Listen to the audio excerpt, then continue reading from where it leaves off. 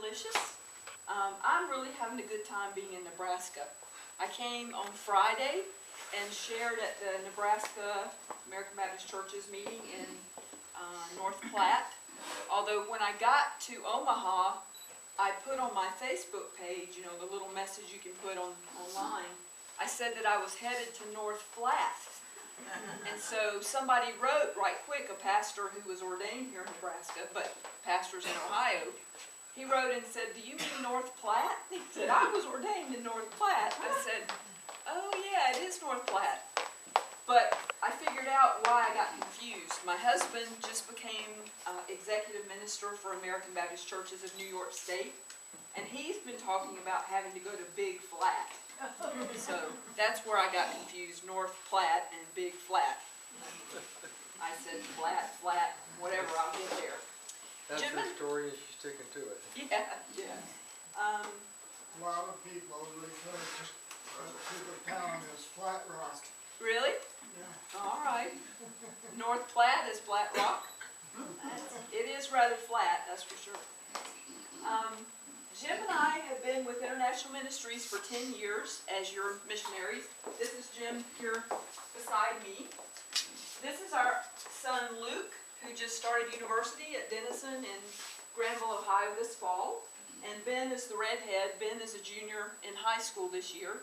When we left to go to Belgium 10 years ago, Luke was 8, and in 3rd grade, Ben was a 1st grader. And they studied in the Dutch-speaking schools. We were in the northern half of Belgium doing a Dutch-speaking church plant, basically a house church that met in our home. But the boys had a very good experience there.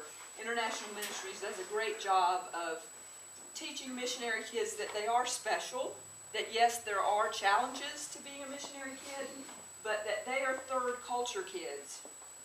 A missionary kid lives in a culture that's different from their parents' culture. Missionary kids don't really fit in with the country where they live. I mean, you know, they learn to fit in, but there's never their home. Luke and Ben were never Dutch, were never Italian, but they're a part of the third culture kid community of kids who have grown up outside of their parents' home culture. So they're really good boys. They've had good experiences as missionary kids. They learn very easily, so we've been really blessed. In Italy, they went to an international school. It was on the British system, so everything was in English during the day, except for their Italian lessons or French lessons. And we're really fortunate, and it's been a great experience for us to serve overseas. Jim has actually, as I was saying, taken the job as executive minister for American Baptist Churches in New York State. So we were already back in the U.S. We came back June the 21st.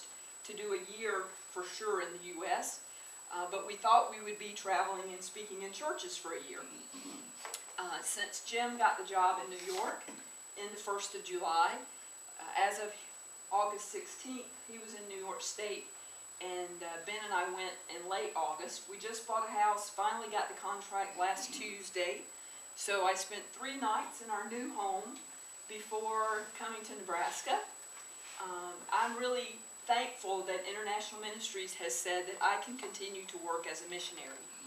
You know, for many years now as American Baptists, we've had what we call global consultants, people who live in one part of the world, but they're available all over the globe to do theological education or to work with women and children's issues, like Lauren Bethel. Walt White works with Muslims all over the world. Dan Buttrey works with peace and justice issues all over the world. I'm going to be what International Ministries is calling a regional missionary. That means that I will live here in the U.S., but I will serve with Europe, with European Baptists, and continue with Italian Baptists.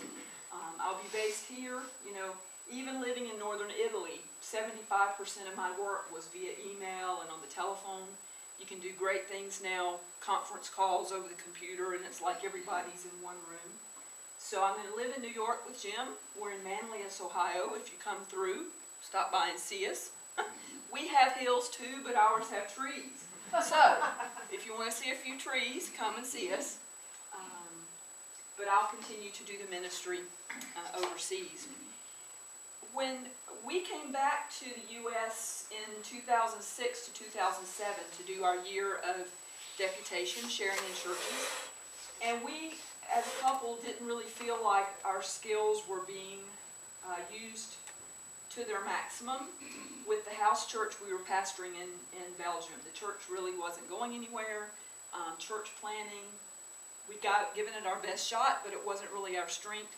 So we had said to International Ministries, we would love to continue serving if you have somewhere else that you could use us. And International Ministries said that Italy had asked for English speakers to come and work with English-speaking churches in Italy. Now, Jim and I speak English fairly well, and we said if somebody's got to go serve in Italy, we guessed we could suffer in that way, right? You know, we'd been in Belgium for 4 years, and we thought, well, we know how Western Europe works, and so we'll go to Italy. Have any of you ever been to Italy? The airport. Yeah? Well, we drove in Italy, northern Italy, some. Yeah? Okay. And the guy who was in the service is gone. Did he serve? Did your husband serve in Italy at all? I don't know. Yeah? I wasn't married to him when he was in the service. Okay, okay. Well, Italy is worth a trip, I would say. It's the land of la bella vita. Can you say that? You have to use your hands to say it, but la bella vita. Yes, my accent is particularly bad with the busted up arm, I can tell you. But bella vita means the beautiful life, or the good life. And Italy, as you know, you've seen it on the Travel Channel maybe. You'll see it as you leave the state or enter the state. Nebraska is the good life.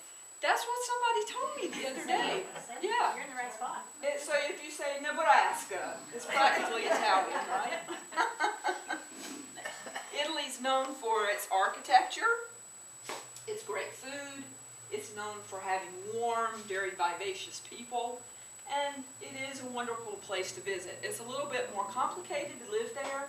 I tell people Italy is closer to Africa than to Sweden. You know, if you live in Sweden or Belgium, things are very orderly, systems work, people pay their taxes. On the other hand, Italy is pretty unorganized, you know. It's okay if you go to the tourist areas and you're going to pay your hotel bill and you're going to pay for your food. You know, they're going to serve you and things are going to go okay, but everyday life is a little bit more difficult. And I can tell you more about that if you'd like afterward. But Italy also has their strengths. absolutely. You can't ever depend on getting anywhere. You know, you want to use the train because it's more economical than driving. Gas is about $10 or $11 a gallon. So you take the train when you can, but for instance, one Sunday morning, my husband had to go to one church in one part of Italy. I had to go to another church not too far from us. He dropped me off at the train station. I'm there, you know, in plenty of time. I'm waiting. Woo, woo, woo, woo, woo, woo. No train comes. They announce, "Oh, ci scusiamo per il disagio." We apologize for the inconvenience, but the train at such and such an hour has been canceled. I think, well, okay, you know, there's supposed to be another one in 20 minutes, so I'll still make it to the church in time to preach. And so I wait, you know. No train. Again, the message, "Ci scusiamo per il disagio." We apologize for the inconvenience. That train had been canceled. So I go and look, and up on this monitor, there's a train strike. You know, Sunday. I didn't read the paper, you know, because I'm an American, and why would I be reading the Italian newspaper? I should have known.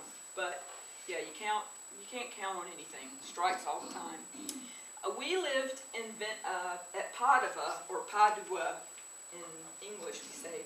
I don't know why we English speakers give Italian cities a name that's different from what the Italians call it. But Venice, like we say in English, is really Venezia in Italian. We live 30 minutes west of Venice at Padua, and Venice is beautiful, you know, just like you've seen on the Travel Channel. I took this picture myself.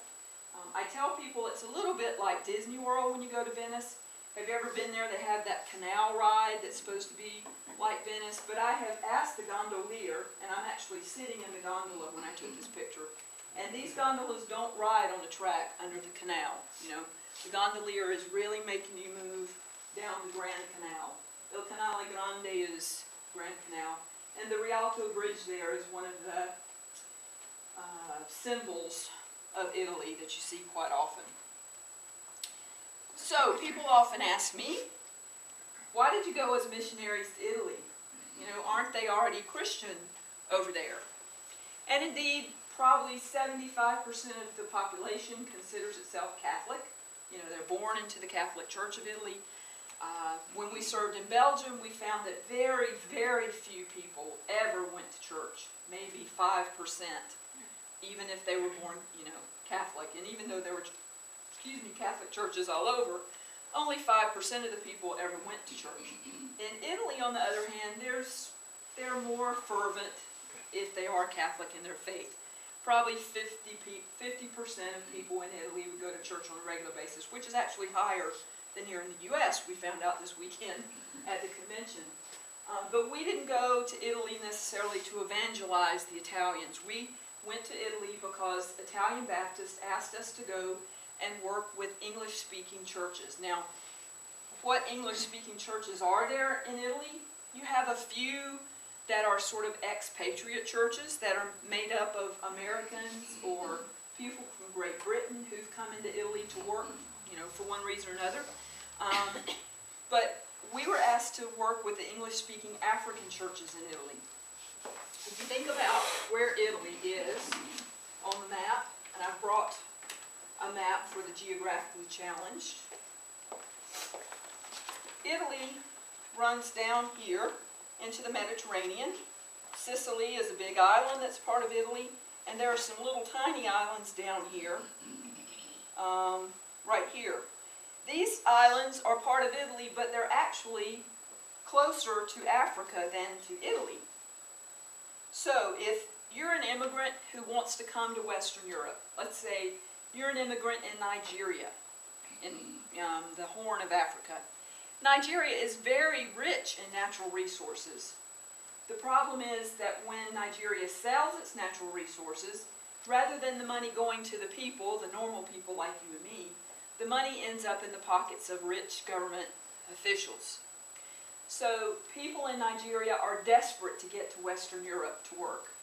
Ideally, they'd like to come to Great Britain or to the U.S. because English is the mother tongue here. And the people, for instance, in Ghana or Nigeria, they use English in their school system. It's considered their official language. So, but anyway, they try to escape poverty in Africa.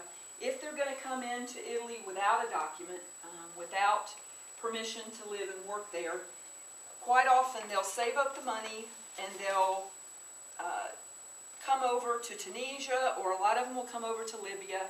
They'll pay somebody who owns a boat to take them across close to one of these tiny little Italian islands. And once they're within a certain distance of the island, according to European law, the Italian Coast Guard has to pick them up, take them over to the Italian island, and they have to be processed. Technically, they have to be processed to see if they qualify for asylum. You know, now, a few of the Nigerians will say, well, I come from the part of Nigeria where there's conflict between Christians and Muslims, and I'm Christian and I'm afraid they're going to kill me down there. And the Nigerians will apply for asylum that way.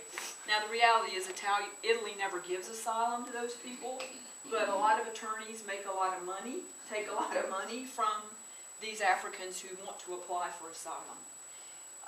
Once the Africans have gotten into Italy, like they'll come to those little islands, then they're transported up to Sicily, the bigger island. Then once they're processed and their request for permission to stay in the country is, if it's going through the process, they have a piece of paper to carry. They use that paper and come on up to the mainland. Then they're coming all the way up to northern Italy. We were in the north at Padua. There's a line that runs across from,